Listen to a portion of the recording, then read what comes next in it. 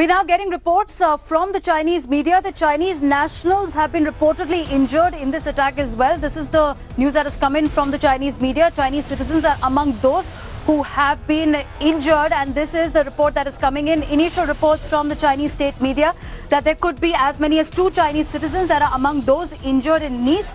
And Chinese Prime Minister Li Keqiang has condemned terrorism in all forms. He's right now on a visit to Mongolia, but in this terror attack in Nice, Chinese media has said 2 Chinese citizens could have been injured. We're getting reactions from the world leaders. Let's play that out for you, keeping the visuals also on the screen.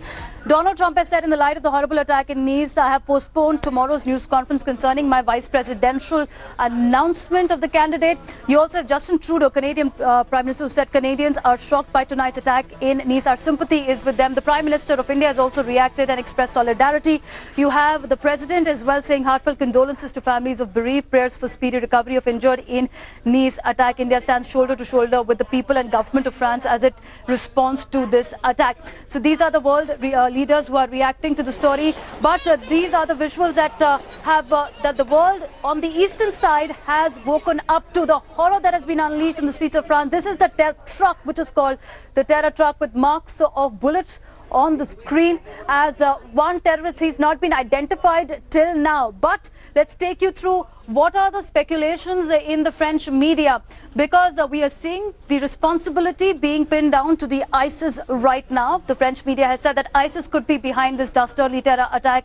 Let's keep the visuals also to the truck that drove through the streets of Nice early this morning around 2:30 a.m. India time. That's the truck which drove when people were celebrating and marking Basel Day, 10:30 p.m. local time.